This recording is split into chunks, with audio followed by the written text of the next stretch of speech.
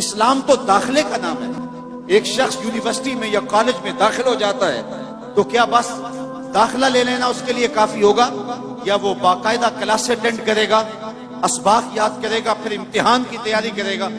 صرف مسلمان ہو گئے، اس کے بعد ہم بھول گئے کہ ہمارا اگلا مرحلہ کیا ہے، اسلام کے تقاضے کیا ہیں. جو می گوئے مسلمانم بلرزم کہ دانم مشکلات لا الہ. جب میں کہتا ہوں میں مسلمان ہوں تو کانپ جاتا ہوں، کیونکہ لا الہ الا اللہ کے تقاضے کو جانتا ہوں. تو جب ہم نے کلمہ پڑھ لیا، حضور کی غلامی کے دائرے میں آ گئے، تو اس کا مطلب یہ ہے کہ اپنی خواہشات کو چھوڑ دیا. اب ہم حضور کے غلام ہیں، جو حضور کہتے جائیں گے وہ ہم مانتے چلے جائیں گے. لیکن ہم نے بہانے تراش لیے عمل گریزی کے. آج 10 آدمی اکٹھے بیٹھتے ہیں، 5 لوگ جمع ہوتے ہیں تو کہتے ہیں جی آج کل دین پہ چلنا بڑا مشکل ہے، اور باقی بھی اس بات میں سر ہلاتے ہیں جس طرح بڑی فلسفے کی بات کہہ دی ہو. جی واہ ہاں ٹھیک ہے، آج کل دین پہ چلنا بڑا مشکل ہو گیا. میں اس کے جواب میں کہا کرتا ہوں کہ یہ وہ شخص کہہ رہے دین پہ چلنا مشکل ہے جو مسجد میں آتا ہے تو باہر پہرے دار کھڑا ہے اس کو ضرر نہ پہنچے، اندر موسم کے مطابق گرم اور ٹھنڈا پانی دستیاب. پھر جب وہ اندر گیا تو اندر مخملی قالین بچھے ہوئے تاکہ اس کو کوئی تکلیف نہ پہنچے. موسم کے مطابق ٹھنڈا اور گرم ماحول دستیاب ہے. جو مخملی قالینوں پر اور مسلوں پہ سجدہ کرتا ہے اور ٹھنڈے اور گرم ماحول میں موسم کی مطابقت میں راحت پاتا ہے، وہ کتنے نخرے سے کہتا ہے آج کل دین پہ چلنا بڑا مشکل ہے. میں کہتا ہوں صاحب تیرے لیے مشکل ہے یا کربلا والے حسین کے لیے مشکل تھا؟ جن کے لیے مشکل تھا انہوں نے تو کہا نہیں کہ دین پہ مشکل ہے، اور ہم خام خواہ کہہ رہے جی آج کل بڑا اوکھا ہو گیا دین پہ چلنا. میاں اس نے تو نہیں کہا جس کے پاؤں میں رسی ڈال کر کے مکے کے بازاروں میں گھسیٹا گیا اور لوہے کی کنگھیوں سے بدن چھیدے گئے، تپتی ہوئی ریت پہ لٹایا گیا، کوئلوں کے اوپر رکھا گیا، بدن پہ پیٹھ پہ کوڑے مارے گئے، لیکن بلال کی زبان سے احد احد کے نغمے سے امیہ بلال حبشی کی پیٹھ پہ کوڑے مارتا ہے اور حضرت بلال آگے سے مسکراتے ہیں. کسی نے رک کے کہا بلال عجیب تماشا ہے، تمہارا ظالم آقا تمہیں کوڑے مارتا ہے اور تم آگے سے مسکراتے ہو، بات سمجھ میں نہیں آئی. تو بلال حبشی نے جو جواب دیا ذرا میں آپ کی اس پہ توجہ چاہوں گا. بلال حبشی نے کہا کہ تم بازار میں جاؤ نا مٹی کا پیالہ خریدنے کے لیے تو اس کو بھی ٹھونک ٹھونک کے دیکھتے ہو، اس کی آواز تو ٹھیک ہے کہیں کچا تو نہیں ہے. کہا تم مٹی کا برتن خریدنے جاؤ، مٹی کا پیالہ بھی خریدنے جاؤ تو اس کو بھی ٹھونک بجا کے دیکھتے ہو، یہ کچا تو نہیں ہے، اس کی آواز تو ٹھیک ہے. کہا تم مٹی کا پیالہ خریدو تو اس کو بھی ٹھونک بجا کے دیکھتے ہو، اس کی آواز تو ٹھیک ہے. میرا مالک بلال کو خرید رہا ہے، دیکھ رہا ہے بلال کی آواز تو ٹھیک ہے کہیں کچا تو نہیں ہے. میں کہتا ہوں مالک خرید لے بلال کو، کھال ادڑ بھی جائے گی، حق حق کی آواز ختم نہیں ہو. زخم پہ زخم کھا کے جی خون جگر کے گھونٹ پی، آہ نہ کر لبوں کو سی یہ عشق ہے دل لگی نہیں. جب محبت کا دعویٰ کیا ہے تو محبت یہ نہیں ہے کہ ہم زبان سے کہتے ہیں کہ ہم محب ہیں، بلکہ محبت جو ہے وہ امتحان مانگتی ہے. محبت ہو تو پھر کربلائیں سجتی ہیں، محبت ہو تو پھر پاپ جولا کیا جاتا ہے، محبت ہو تو پھر جیل کی سلاخوں کے پیچھے بھی کھڑے ہو کے یا رسول اللہ تیرے چاہنے والوں کی خیر کے نعرے لگائے جاتے ہیں. تو محبت امتحان مانگتی ہے، محبت تقاضا کرتی ہے کہ اب امتحان دو. ہمارے استاد پڑھا کرتے تھے عاشق عاشق ہر کوئی آنکھے پر عاشق بندا مر کے، زہر پیالہ کوئی نہیں پیندا پر عاشق پیندا پر کے. تو جب محبت کا دعویٰ کیا ہے تو اس کے تقاضے نبھانے پڑیں گے. ہمارا دین ہم سے تقاضا کرتا ہے کہ ہم اچھے اعمال کا ذخیرہ جمع کریں. تیسری بات جو ارشاد فرمائی وَتَوَاصَوْا بِالْحَقِّ، حق کی وصیت. حق سے مراد کیا ہے؟ امام قرطبی نے یہاں 3 قول بیان کیے ہیں. حق سے مراد اسلام ہے، حق سے مراد توحید ہے، اور حق سے مراد قرآن ہے.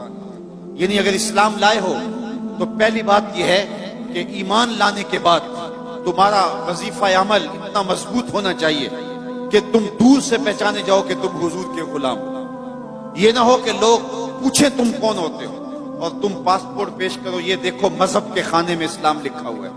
میرے استاد فرمایا کرتے تھے صاحب یہ نہ ہو کہ لوگ تمہیں پوچھیں اور تمہیں بتانا پڑے کہ یہ دیکھو مذہب کے خانے میں اسلام لکھا ہوا ہے.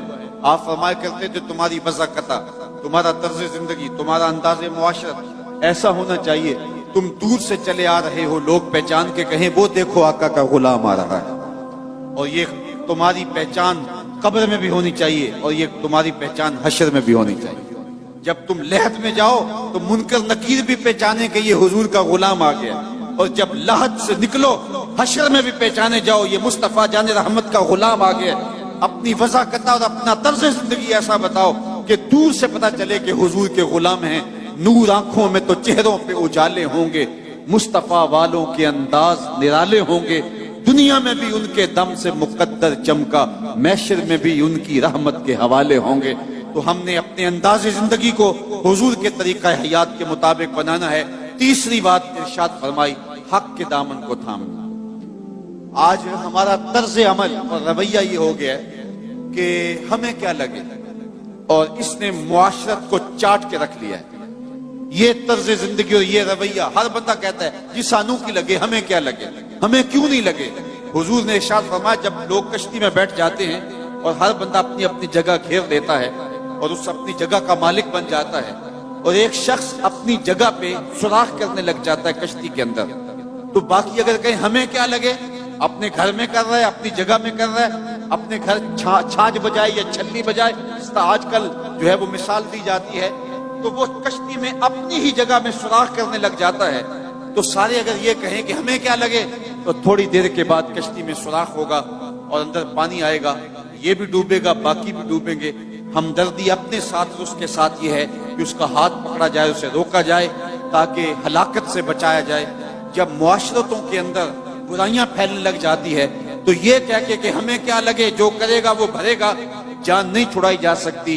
पूरे मुआशरे के मुअस्सर तबके और हर जिम्मेदार शख्स बुराई को रोकने के लिए मैदान अमल में जब आएगा तो फिर सुथरे मुआशरे तश्कील पाएंगे। हुजूर ने इरशाद फरमाया, मन रआ मिनको मुनकरन फलयुगय्यिरहु बियदिही फइल्लम यस्तति फबिलिसानिही फइल्लम यस्तति फबिक़ल्बिही वज़ालिका अदअफुल ईमान। फरमाया, तुम में से अगर कोई शख्स बुराई होते देखे तो वो हाथ से रोके, हाथ से नहीं रोक सकता तो जुबान से रोके, ये ताकत भी नहीं है तो फिर दिल से बुरा जाने, और ये सबसे कमजोर तरीन ईमान की अलामत है। लेकिन हम दिल से भी बुरा ना जाने, हम गुंडे बदमाश और बुराई को फैलाने वाले को झुक झुक के सलामियां पेश कर रहे हों तो मुआशरतों में कभी भी पाकीज़गियां नहीं आ सकती। हम रोजाना अपने रब से वादा करते हैं, व नखलाओ व नतरुको मन यफजुरुक, ये दुआए कुनूत में रोज पढ़ते हैं, ऐ अल्लाह जो तेरे हुक्मों का बागी होगा हमारा उससे कोई ताल्लुक नहीं होगा। आज के इस इज्तिमा में आने वालों, अपनी जिम्मेदारियों को समझो, और इस्लाम ने हमें जो खूबसूरत निजाम जिंदगी दिया हुआ है उससे नफा हासिल करके इस मुआशरे को जहन्नमजार होने से बचाओ और इस मुआशरे को पाकीज़ा करो। आज ही हम यहाँ निकल रहे थे तो इतनी बच्चियों के जहेज के हवाले से बात हुई तो मुझे एक दोस्त कहने लगा कि मुझे एक फोन आया है कि मेरी बेटी जवान है तो वहाँ मेरी बेटी के लिए भी सिफारिश कीजिए। तो मैंने कहा साहब वहाँ सिफारिश तो नहीं है और वहाँ कुरान अंदाजी है। तो एक सूफी शौकत अली कादरी साहब कितनी बेटियों का जहेज देंगे?